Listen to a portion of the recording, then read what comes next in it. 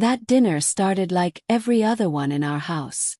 Same table, same chairs, same quiet tension hanging in the air like something everyone pretended not to notice.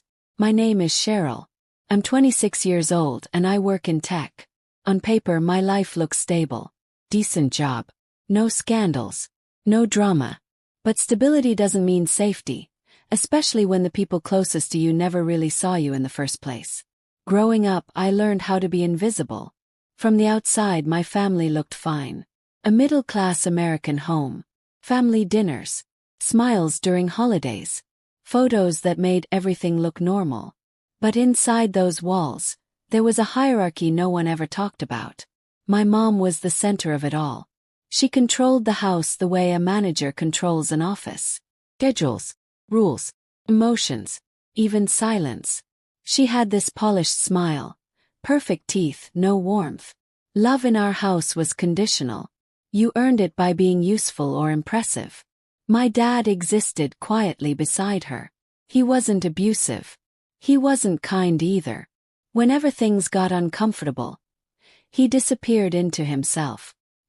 His favorite escape was staring at his plate like it held the secrets of the universe. Then there were my sisters. The younger one was still in high school. Dramatic, loud, always protected no matter what she did. The older one was already in her 20s and walked around like life owed her something. She had opinions about everyone, especially me. And then there was me. Quiet one. The background character. I learned early not to ask for much. My birthdays were small, sometimes completely forgotten until late at night. Family vacations were too expensive if I wanted to go, but somehow affordable when it was just them. I stayed home, cleaned, watched the house, learned how to exist without taking up space. By the time I was a teenager, I got a job after school. Not because I wanted extra money, but because asking my parents for anything felt humiliating. With my first paychecks, I bought myself a used laptop. It was old, overheated. The fan screamed like it was exhausted. But it was mine. At night, while the rest of the house slept, I taught myself how to code. Logic made sense. Effort led to results. No favoritism. No guessing games. Just work and outcome. Still at home, nothing changed. Paid my share. Covered my expenses. Stayed quiet. Let them believe whatever they wanted about me. I told myself it was temporary. I just needed more time. I didn't know they had already decided I didn't belong. That night at dinner, the kitchen smelled like roast chicken and black pepper. Plates clinked softly.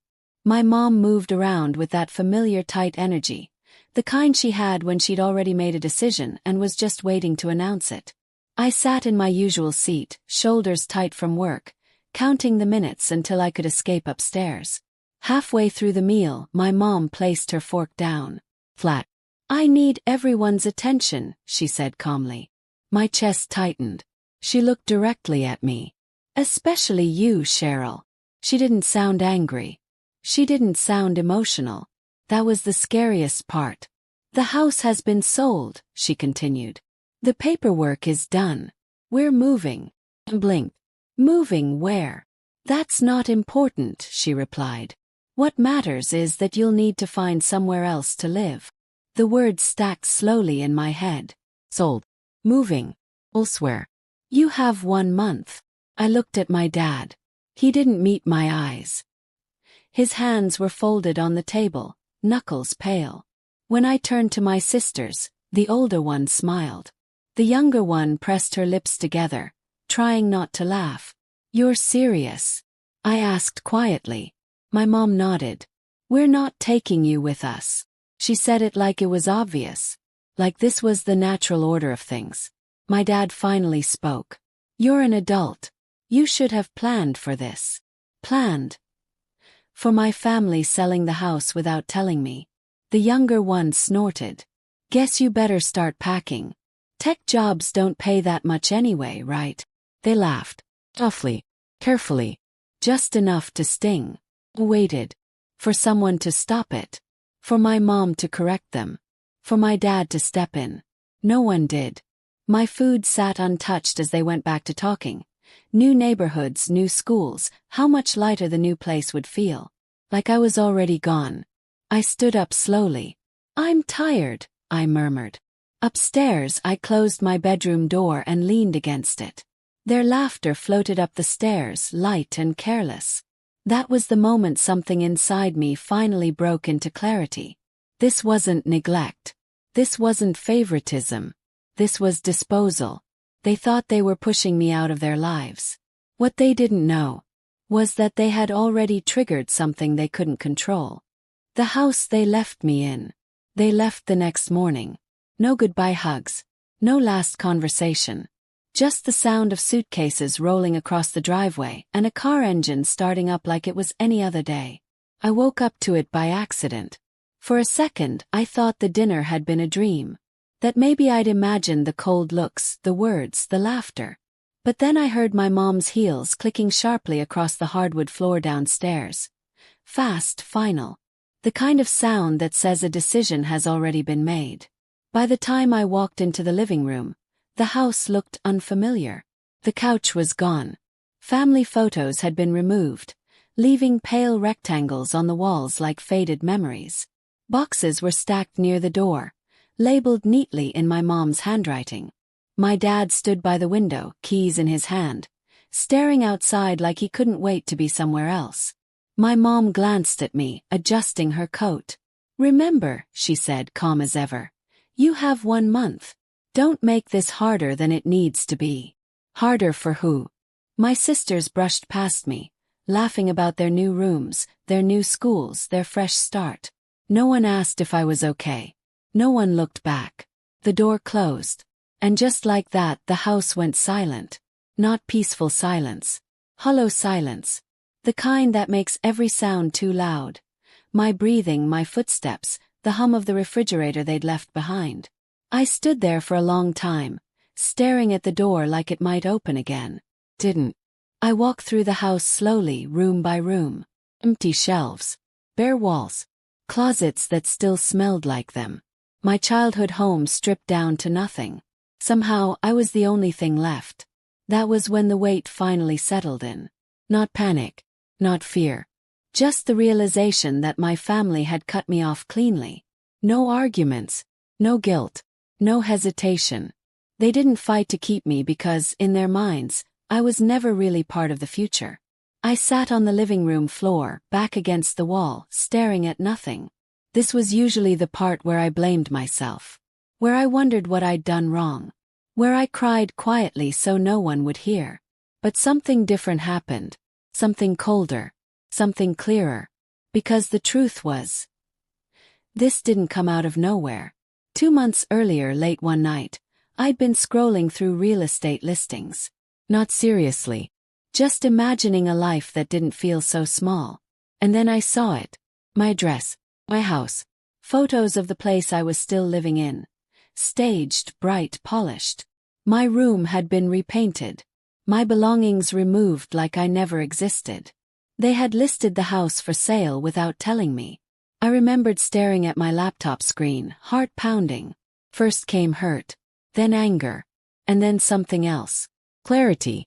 They were planning a future without me. They just hadn't told me yet.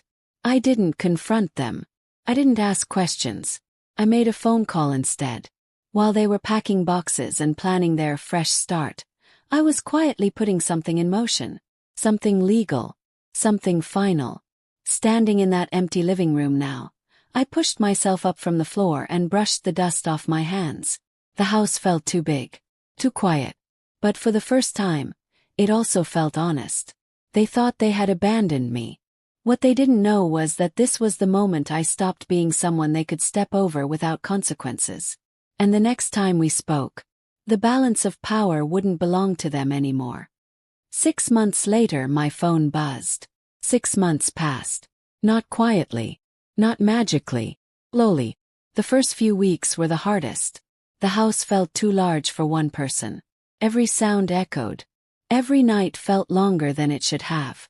But something strange happened when I realized no one was coming back. Could breathe. I didn't rush to leave. I didn't panic. I stayed. I filled the empty spaces little by little. Couch first. Then a rug. Plants by the window. The house stopped feeling like a shell and started feeling like mine. Mornings became calm. Coffee on the counter. Work calls from the living room instead of hiding in my bedroom. I slept better. Freighter. I stopped jumping every time my phone vibrated. They never checked in. Not once. No, are you okay? No, did you find a place? Nothing. I think in their minds I had already disappeared. Then one afternoon while I was working from home, my phone buzzed on the desk. I stared at the screen longer than I needed to. When I finally opened the message, it was short. Why are you still there? No greeting. No concern. Just confusion. I let out a quiet laugh. The kind that isn't funny. Just inevitable. I didn't reply. An hour later, another message. Then a missed call. Then another. Kept working. When I finally closed my laptop, I felt calm. Grounded. They were confused, and that told me everything. That Saturday morning, I heard a familiar engine pull into the driveway. I didn't look out the window. Already knew. The doorbell rang. Took my time. Smoothed my sweater. Took one deep breath. Then I opened the door. They were all there. My mom. My dad. Both sisters. Standing on the porch like they were waiting to be let back into a place that still belonged to them. My mom stepped inside without asking and froze. New couch. The rug. The art on the walls. Her smile collapsed instantly. What is all this?" she asked. My dad followed quietly, eyes fixed on the floor. The older sister ran her fingers along the couch like she didn't trust it to be real. "This stuff isn't cheap," she muttered. "Sit," I said calmly. They did. My mom folded her hands in her lap, forcing control back into her voice. "Cheryl, we need to talk about what's going on here." Leaned back. "You mean why I'm still living in my house?" Her head snapped up. "Your house. I own it." Silence slammed into the room. "That's not funny," my dad said. "I'm not joking." My mom's face tightened. "You don't have that kind of money." Shrugged. "You'd be surprised what happens when no one's watching you." The younger one laughed nervously. "So what, you bought the house?" "Yes." "With what?" The older one snapped. "You were barely making rent." Smiled. "Just slightly." "That's what you thought." My mom stood up so fast her chair scraped the floor. "Explain." "Now." So I did. Not every detail. Not numbers. Just the truth. I worked in tech. Quietly. For years. I partnered with someone I trusted. We did well. Very well. "I saw the listing months before you told me," I said. "So I made a decision." My mom's face drained of color. "You let us sell the house to you." "I bought it legally. Everything's done." The room felt smaller. My dad rubbed his temples. "Why didn't you tell us?" I met his eyes. "Because you didn't ask." The younger sister jumped in. "If you had money, you should have helped us." My mom's tone shifted instantly. "After. We've been under a lot of stress," she said. "The new place costs more than expected. Tuition is coming up. We could really use your support." There it was. I nodded slowly. "Let me get this straight. You sold the house without telling me. You told me I had a month to leave." You laughed. "And now you want help." "We didn't know," she insisted. "If you had known I was useful," I said calmly, "you would have treated me differently." "That's not fair," my dad whispered. "Isn't it?" I stood up. "You didn't forget me. You chose who mattered." My mom's eyes filled with tears. "We're still your parents." "No," I said. "You're people I'm related to." I walked to the door and opened it. "You should go." They stared at me stunned.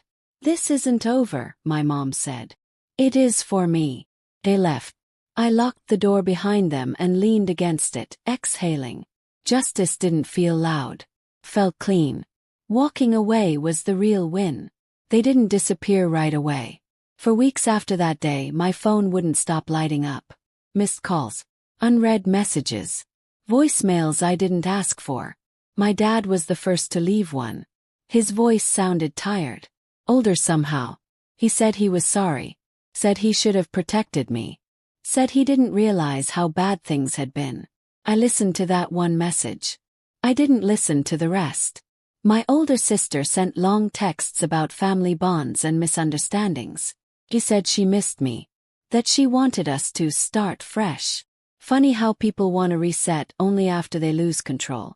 The younger one didn't bother pretending. She asked for help directly. Money for school. New phone. Small requests wrapped in guilt. I didn't reply to any of it.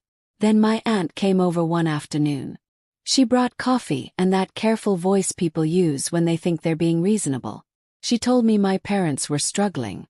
That they regretted their decisions. That holding on to anger would only hurt me in the long run. I told her the truth. I'm not angry anymore. Anger burns. What I felt was quiet, clear. I spent years shrinking myself to fit into a family that had already decided I didn't belong. Walking away wasn't revenge. It was self-respect. She nodded slowly. I don't think she fully understood, but she didn't argue. Life settled after that. Work stayed busy. The house felt like home in a way it never had before. Hosted friends. I laughed loudly. I celebrated my birthday without waiting to be remembered. Some nights I sat in the living room with the lights low and thought about how close I'd come to believing I was worth less. I wasn't. I never had been. They didn't lose me because I changed. They lost me because I stopped begging to belong. And that's the part no one talks about. Sometimes the moment you walk away is the moment your life finally begins. Family isn't about blood. It's about who stands beside you when you have nothing to offer but yourself. If this story hit close to home, you're not alone. Comment where you're listening from and what you would have done in my place. They thought they could erase me from their lives. But the moment I stopped begging to belong, became untouchable. If your family ever made you feel invisible or disposable, share your story below, because walking away isn't revenge. It's the start of taking your life back.